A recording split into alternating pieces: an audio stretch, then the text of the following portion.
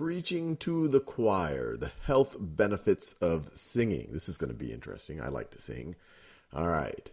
So in 2013, and just as a reminder, when they put these numbers in brackets here, they're numbering the sentences in this paragraph. That's different than when they put the numbers in these gray boxes. That's when they're going to refer to actual questions. And in general, when they start putting, they don't do these for all of the sentences in these passages, but when they do these, they tend to do them for the sentences in a paragraph. And they'll probably ask us some question about whether a sentence is appropriate in a certain place or should it be moved around somehow. So let's put ourselves in that frame of mind, especially for this first paragraph that ends with this kind of question one. So question one is probably going to refer to the sentence structure or order in this paragraph. So let's read it. In 2013, 32.5 million adults in the United States, roughly 10% of the population, sang in choirs, and England is home to more than 3,000 active choral groups. All right, a lot of people in the United States and England sing in choirs. Choir singing is a popular pastime. Well, they've already established that choir, this data right here is kind of telling us that choir singing is a popular pastime. I almost feel like this sentence maybe should go before that, if you said choir singing is a popular pastime, and then you give the evidence. In 2013, 32.5 million adults in the United States, roughly 10% of the population, sang in choirs, and England is home to more than 3,000 active choral groups. Makes sense to me that sentence 2 should actually go first. These singers often report an increased sense of well-being and camaraderie. But does this hobby actually result in better health? According to multiple scientific studies, singing, especially with others, provides concrete benefits to the heart and brain, which I happen to believe as well. So let's see. I'm guessing, not even looking. I'm avoiding looking at this just yet. That they're going to ask us about sentence 2 because it feels like it has to go first. To make the paragraph most logical, sentence 2. I was right, and I'm serious. I didn't look at this beforehand. So I like to do this real time so that I can empathize. Sentence 2 should be placed at the beginning of the paragraph for sure. That establishes that choir singing is a popular pastime. Then they give evidence that it's a popular pastime. And then, here we're talking about the number of singers, and then they reference these singers. So it makes sense that 2 goes first, then 1, then 3. On to the second paragraph and the second question. A 2013 study at Sweden's University of Gothenburg examined the heart rates of 18 young people as they sang and hummed for unison. All right, for just sounds strange. You don't do things for unison. You do things in unison. And so let's see. Question 2, well, that's going to be in unison. And that's just a standard convention. If you're talking about doing something, you won't say for unison or on unison or at unison. You say, hey, we're going to do this in unison. So that for sure is going to be in. Let's actually keep going. I think we can do question 3 in this video too. Heart rate variability, HRV, the increase and decrease in heart rate occurred simultaneously with subjects' slowed breathing while singing. This combination of fluctuating heart rate and slowed breathing are called respiratory sinus arrhythmia, and it has been proven to reduce the likelihood of cardiovascular disease, a prior finding independent of the 2013 study. All right, so this R is off because they're talking about, what's the subject of the sentence? It's this combination of fluctuating heart rate and slowed breathing. They're talking about what this combination is about. But the subject is this combination. And that's singular. We're talking about this combination. There's a combination here. And so if it's singular, if we say this combination are respiratory sinus arrhythmia, no, you'd say this combination is called respiratory sinus arrhythmia. So this is going to be is right over here. So is called, because it's a singular. This combination is called respiratory sinus arrhythmia, and it has been proven to reduce the likelihood of cardiovascular disease, a prior finding independent of the 2013 study. So the way it's written right now is really with, there's no pause here. I like to just kind of pause after it has been proven to reduce the likelihood of cardiovascular disease. And then maybe adding some context, a prior finding independent of the 2013 study. So let's see what they have here. So no change. No, I don't like that. This one, a prior finding independent of the 2013 study. That might be fine. It's a parenthetical. It's giving us a little bit of extra information, but we don't need it. So I like that. Putting a semicolon there, a prior finding independent of the 2013 study. You're adding another kind of clause there. It feels like it's just hanging at the end. No, I wouldn't do that.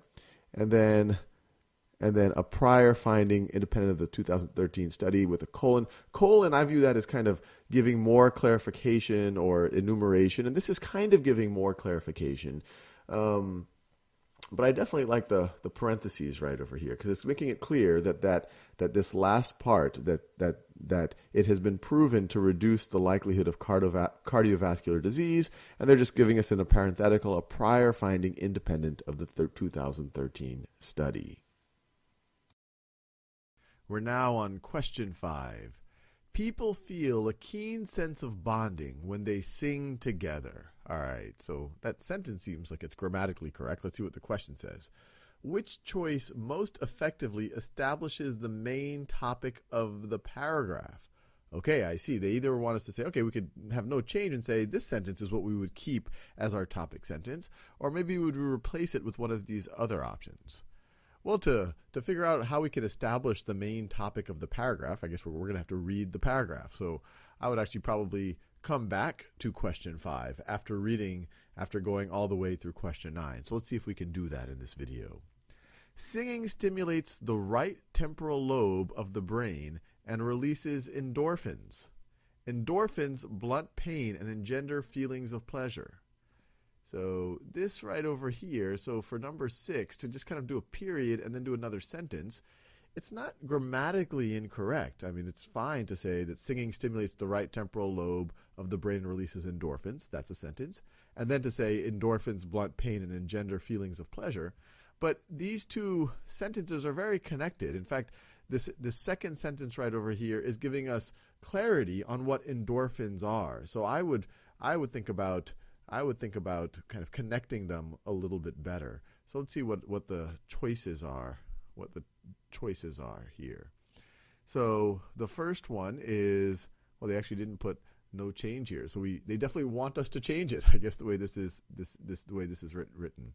So the first choice is singing stimulates the right temporal lobe of the brain and releases endorphins, which end up blunting and engender feelings of pleasure. No, that's not right. I mean, just even saying end up blunting and engender. Those two verbs aren't even in the same tense. Blunting.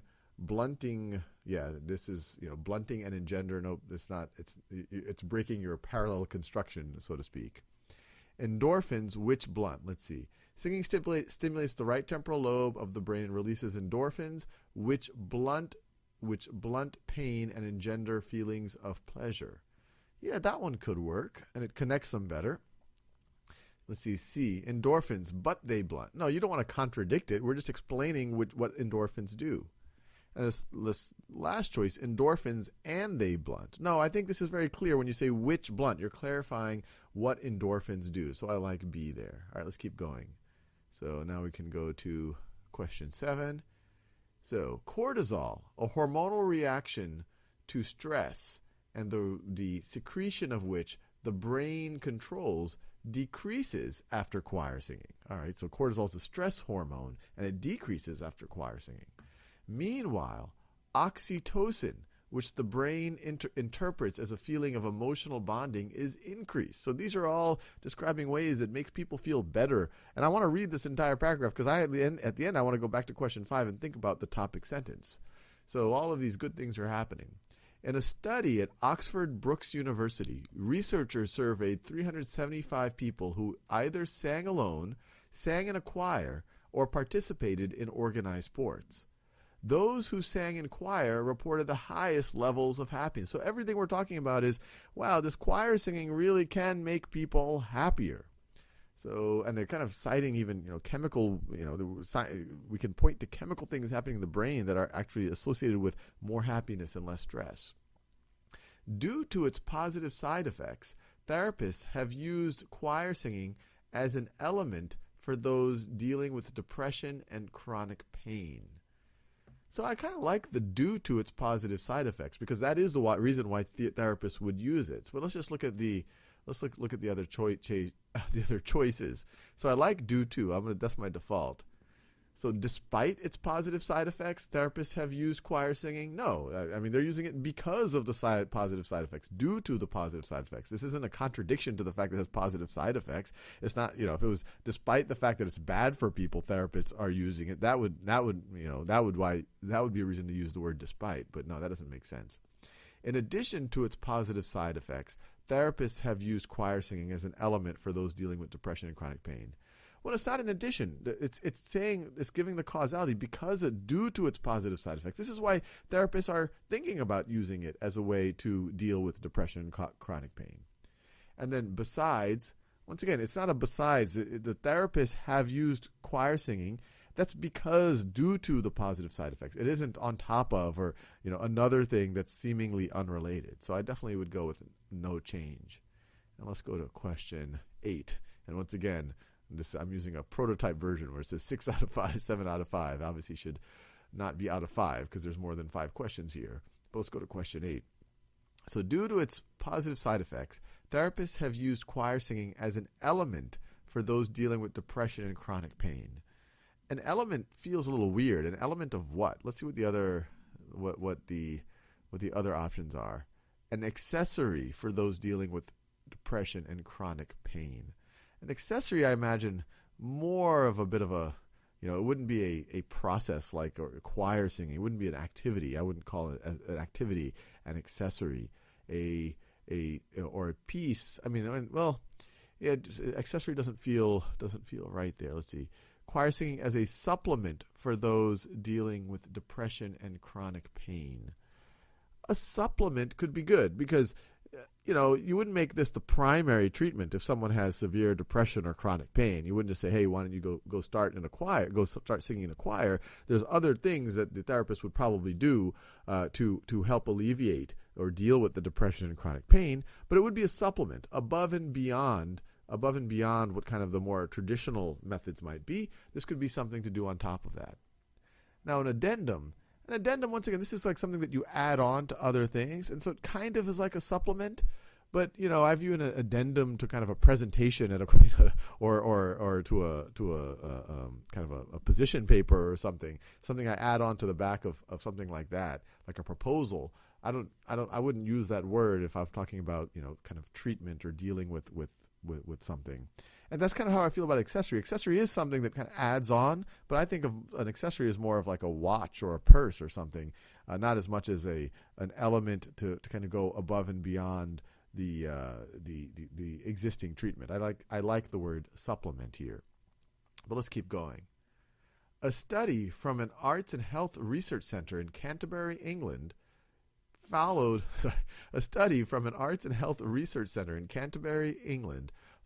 the progress of patients diagnosed with depression for a year after they joined a choir. 60% of patients reported improved mental health at the end of the year, and some were no longer experiencing suffering from clinical depression. So experiencing suffering, and that sounds weird. I would say we're no longer suffering from clinical depression, maybe, or no longer experiencing symptoms of clinical depression. But I wouldn't have experiencing and suffering there. I would get rid of one of them. But let's see what our options are. And some were no longer reporting that they were suffering from clinical depression. I mean, that reads well. And some were no longer reporting that they were suffering from clinical depression, but it still feels a little bit heavy. Reporting that they were suffering, is that necessary? You could just say some were no longer suffering. Let's see this next one. And some were no longer suffering from clinical depression by the end of the year. Well, this one is tempting, but we already said at the end of the year, and then to say by the end of that year again, 60% of patients reported mental health at the end of that year, and some were no longer suffering clinical depression by the end of that year. You're saying by the end of that year twice. That's redundant. If it just said suffering from clinical depression, I actually wouldn't mind this choice. Let's see. I hope D works out well. 60% of patients reported improved mental health at the end of that year, and some were no longer clinically depressed. Yeah, that feels good. Nice and clean. Gets the point across. All right, so we've answered through 9, but we got to remember we skipped 5 because 5 is about, well, what's a good topic sentence for that entire paragraph? So everything they talked about up here, they're just talking about, hey, look, it makes people feel feelings of pleasure, and they even see it in the endorphins. You feel less stressed. The stress hormone decreases. You feel feeling of emotional bonding goes up. And then to give even more evidence, they say the researchers have even used it to help alleviate, to deal with depression and chronic pain. So let's see, these choices, singing in a choir can help prevent depression. Well, that's the second half of the paragraph does talk about that, but that's not the whole paragraph. The whole paragraph isn't just about depression. They are using depression as an example of how singing in a choir can make you feel better. So I wouldn't say that this is a topic. If this was a topic sentence, I don't know whether I would go as heavily on all of this other stuff here. I'd probably just start right over here. Let's see. The brain tends to respond favorably to group singing. Yeah, I think this is good. The brain tends to respond favorably to group singing. Let's see how that reads. The brain tends to respond favorably to group singing. Singing stimulates the right temporal lobe of the brain and releases endorphins. Yeah, we go straight into talking about the brain. Endorphins blunt pain and engender feelings of pleasure. So we're talking about all these ways that the brain reacts. And even when we're talking about depression, we're talking about how it helps the brain deal with these things. So yeah, I like choice C there. So yeah, we've done all the way through question 9. So in the next video, we can do the last few questions. So we're now on question 10. In question 10, they just have a box here without any of the underlines. So they're not going to ask us to actually change something. They're probably going to ask us something more generally about the paragraph. And so let's see what they ask us. At this point, and so they're asking us something more general about the paragraph. At this point, the writer is considering adding the following sentence. So this would be a sentence that would go right at the beginning of this paragraph. Scientists do not yet know all the benefits of singing, but the communal process that singing in a choir provides has many positive side effects. Should the writer make this addition here? So let me finish reading this paragraph. But it doesn't seem an unreasonable thing. This is what this is the concluding paragraph. You kind of want to tie everything together. And so this is really what the passage is about. Scientists do not yet know all the benefits of singing, but the communal process that singing in a choir provides has many positive side effects. The second part, the communal process that singing in a choir provides has many positive side effects, seems to be what the passage is about. But let's see how they close out the paragraph. So if we went with this, so it has many positive side effects. From the changes in heartbeat and breathing that result in a healthier heart, to the reduction of cortisol and the production of endorphins that lower stress and increase happiness. So it does look like it's listing the many positive side effects. So I'm feeling pretty good about this. And then, well, this actually over here isn't a complete sentence. They're saying from the changes in heartbeat and breathing that result in a healthier heart to the reduction of cortisol and production of endorphins that lower stress and increase happiness. And then we go into question 11. There should be a comma here to kind of complete this. We're saying from this to that to this, and then we need to make our statement. So it should be a comma. Choir singing fulfills humans by letting them create art while being part of a group. So let's just go straight to question 11. Put that comma in there. Yeah, luckily there's a choice that has a choir here, that has a comma here, because it's really just completing. We're just starting and we're saying from this to that to that. Now let's make our statement. Comma. Let's make our statement. You need a complete. This just the from part right over here. This is not a complete sentence. So with that out of the way, that we want to put a comma here and not start a new sentence. Let's go back to question 10. So let's see. So the choices are yes, we could put this first thing because it reinforces the primary claim of the passage. Yeah, it doesn't seem crazy. Let's read that again. Let's start with this. Scientists do not yet know all the benefits of singing, but the communal process that singing in a choir provides has many positive side effects. From the changes in heartbeat and breathing that result in a healthier heart, to the reduction of cortisol and production of endorphins that lower stress and increase happiness, comma, lowercase c, choir singing fulfills humans by letting them create art while being part of a group. Yeah, everything right here is actually going to be one sentence because we're going to put the comma here. And so to start with this, that we don't know all the benefits, but it has many positive side effects. And then we list them all here. And then we say choir fulfills humans by letting them create art while being part of a group. Yeah, I like this.